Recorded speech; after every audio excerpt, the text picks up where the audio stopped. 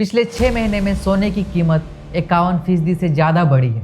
पूरी दुनिया में टोटल लगभग 2,16,000 से 2,44,000 टन सोने का खनन किया जा चुका है। अगर आप पूरी दुनिया का सारा सोना एक जगह जमा कर दें तो वह सिर्फ करीब 22 बाई 22 बाई 22 मीटर का एक क्यूब बनेगा। यानी इतनी छोटी सी जगह में पूरे मानव इतिहास का सारा सोना समा सकता है।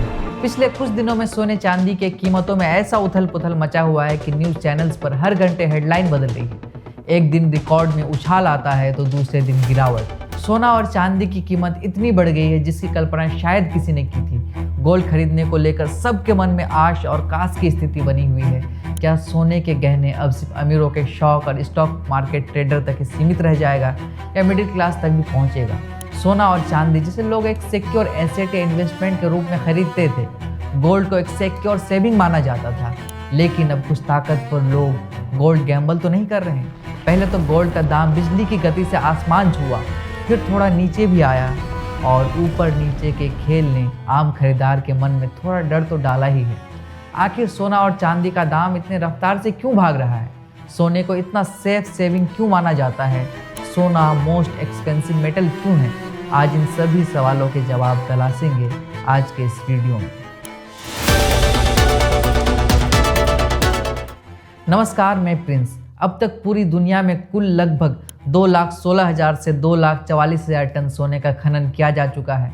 इस सोने का अधिकांश हिस्सा लगभग 2/3 1950 के बाद निकाला गया है। इसके अलावा जमीन के नीचे अभी भी लगभग 57,000 से 70,000 टन सोने का भंडार होने का अनुमान है। अगर आप पूरी दुनिया का सारा सोना एक जगह जमा कर दे तो वह सिर्फ करीब 22 बाई 22 बाई 22 मीटर का एक क्यूब बनेगा। यानी इतनी छोटी सी जगह में पूरे मानव इतिहास का सारा सोना समा सकता है। पूरी मानव इतिहास में निकाला गया सारा सोना सिर्फ 22 बाई 22 बाई 22 मीटर के एक छोटे से क्यूब में समा सकता है। तो सोचिए, 8 अरब लोगों की दुनिया, हजारों साल की सभ्यता और पूरा सोना बस एक छोटे से कमरे जितनी जगह में स्टोर किया जा सकता है। अब यहाँ से समझिए असली इकोनॉमी। जिस चीज़ की मात्रा दुनिया में बहुत कम होती है उसकी कीमत अपने आप बढ़ जाती है। इसे कहते हैं स्कैरसिटी, यानी कि दुर्लभता। पानी बहुत ज़्यादा है इसीलिए वह सस्ता है, चाहे वह दूषित ही क्यों ना हो। हवा अनगिनत है इसीलिए वह मुफ्त है, भले प्रदूषित ही सही। लेकिन सोना सीमित है, उसे छापा नहीं जा सकता, उसे बनाया नहीं जा सकता, सिर्फ खनन करके निकाला जा सकता है, और वो भी बहुत मुश्किल से। आप सोना बना नहीं सकते, लेकिन क्या सोना हमेशा से इतना एक्सपेंसिव और वैल्यूएबल था? दुनिया में सोना बहुत कम है और यही दुर्लभता आज इसे महंगा बनाती है। लेकिन यही एक और बड़ा सवाल खड़ा होता है, क्या सोना हमेशा से इतना महंगा और वैल्यूएबल था? कहानी यहीं से शुरू होती है। हजारों साल पहले जब शहर नहीं थे, बैंक नहीं थे, नोट नहीं थे, तब इंसान को पहली बार सोना मिला नदियों की रेत में। बारिश के बाद पानी घटता था तो रेत में छोटे छोटे सुनहरे कण चमकते थे। सूरज की रोशनी पड़ती तो वह चमक उठते थे, बाकी पत्थरों और धातुओं से बिल्कुल अलग। उस समय किसी ने इसे गोल्ड नहीं कहा था, लेकिन इंसान ने इसे तुरंत पहचान लिया कि साधारण चीज़ नहीं है, क्योंकि 3 चीज़ें अलग थी इसमें। पहला, यह जंग नहीं खाता था। लोहे में अगर पानी लग जाता है तो वह जंग खा जाती है।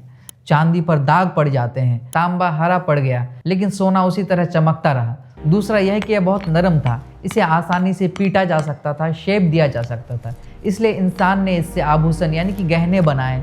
तीसरा, यह बहुत कम मिलता था, हर जगह नहीं, सिर्फ चुनिंदा जगहों पर, और जो चीज़ें कम मिलती है वो अपने आप खास बन जाती है। इसीलिए शुरुआत में सोना महंगा नहीं था, यह पवित्र और ख़ास था। मिस्र में इसे देवताओं की धातु कहा गया, भारत में इसे शुभ और शुद्ध माना गया, और राजाओं के खजाने में इसे रखा गया। तब सोना बाजार की चीज़ नहीं थी, यह शक्ति, सम्मान और दिव्यता का प्रतीक था। फिर धीरे धीरे इंसान ने देखा कि यह ना तो ख़राब होता है ना सड़ता है। यहीं से सोना धन बनना शुरू हुआ। जब व्यापार बढ़ा तो लोगों को ऐसी चीज़ चाहिए थी जिसकी हर जगह एक्सेप्टेंस हो, और सोना इसमें परफेक्ट साबित हुआ। राजा महाराजाओं ने सोने के सिक्के चलाए, भारत में अशरफी के तौर पर और यूरोप में गोल्ड कॉइन। फिर बाद में सोना कीमती हुआ क्योंकि लोग उस पर भरोसा करने लगे थे। लेकिन असली मोड़ तब आया जब देश ने अपनी करेंसी को सोने से जोड़ा, जिसे हम गोल्ड स्टैंडर्ड कहते हैं। तब सोना सिर्फ आभूषण नहीं रहा, वह पूरी इकोनॉमी की रीढ़ बन गई। और फिर 1971 में सिस्टम भी टूटा, डॉलर आज़ाद हुआ और सोना बाजार में खुला छोड़ दिया गया।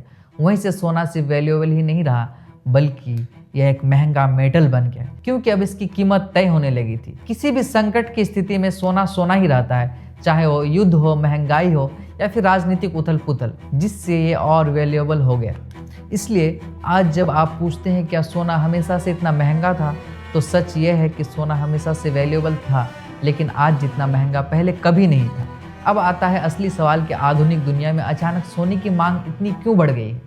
इस कहानी को समझने के लिए हमें आज की दुनिया को देखना होगा। आज की दुनिया पहले से कहीं ज़्यादा अनिश्चित और अस्थिर है। कभी महामारी आ जाती तो कभी युद्ध छिड़ जाता, कभी महंगाई आसमान छूने लगती, कभी बैंक संकट में पड़ जाते। ऐसे समय में लोग सोचते हैं कि अगर सब कुछ गिर गया तो मेरे पास क्या बचेगा, और यहीं से सोने की मांग बढ़ती है। 2008 का फाइनेंशियल क्राइसिस हो या कोविड-19 महामारी हो या फिर यूक्रेन वॉर, हर बड़े संकट के बाद गोल्ड की कीमत बढ़ती है, क्योंकि लोगों के लिए सोना सिर्फ धातु नहीं, एक मानसिक सुरक्षा बन गया है। अब सिर्फ आम लोग ही नहीं बल्कि सरकारें भी सोना खरीदती हैं। पिछले कुछ सालों में चाइना तेजी से गोल्ड जमा कर रहा है, रसिया अपने रिजर्व में गोल्ड बढ़ा रहा है, तुर्की, पोलैंड भी यही कर रहा है, और इंडिया की RBI भी बड़े पैमाने पर गोल्ड खरीद रही है, ताकि अगर डॉलर कमजोर हुआ है, किसी देश पर प्रतिबंध लगा, तो गोल्ड ही आखिरी भरोसा रहेगा। इसलिए सोना अब सिर्फ व्यक्तिगत बचत नहीं बल्कि राष्ट्रीय सुरक्षा का भी हिस्सा बन चुका है। और जब इतने बड़े खिलाड़ी सोना खरीदते हैं तो मांग अपने आप बढ़ जाती है। आधुनिक दुनिया लंबे समय से डॉलर पर टिकी हुई है,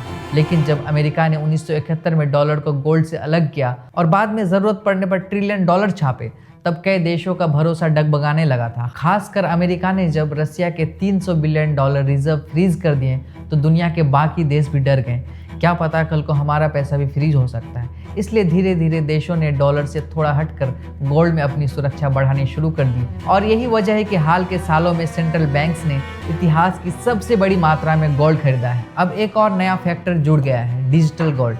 पहले लोग सिर्फ ज्वेलरी या ब्रॉस खरीदते थे, आज लोग मोबाइल ऐप से भी गोल्ड ETF खरीदते हैं, और इसके पीछे भी असली सोना ही होता है।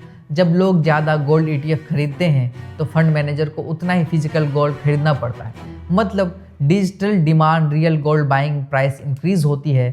इसलिए आज की गोल्ड रैली सिर्फ दुकानों से नहीं, आपके मोबाइल से भी चल रही है। अब इसमें भारत और चीन का रोल भी जोड़िए। भारत में सोना चांदी परंपरा और बचत का हिस्सा है। चीन में जब स्टॉक मार्केट और रियल इस्टेट कमज़ोर पड़े तो लोगों ने गोल्ड की तरफ रुख किया। जब दुनिया के दो सबसे बड़े गोल्ड कंज्यूमिंग देश एक साथ खरीदारी करते हैं तो कीमतें आसमान छूती ही है। तो आधुनिक दुनिया में सोने की मांग इसलिए बढ़ रही है क्योंकि डर बढ़ा है, भरोसा कम हुआ है, सरकारें खरीदने लगी और तकनीक ने गोल्ड को और आसान बना दिया। तो ये थी सोने की वैल्यूएबल होने की पूरी कहानी। ये जानकारी आपको कैसी लगी कमेंट बॉक्स में ज़रूर बताइएगा, और इस चैनल को लाइक, कमेंट और सब्सक्राइब भी करते हुए जाइएगा। शुक्रिया।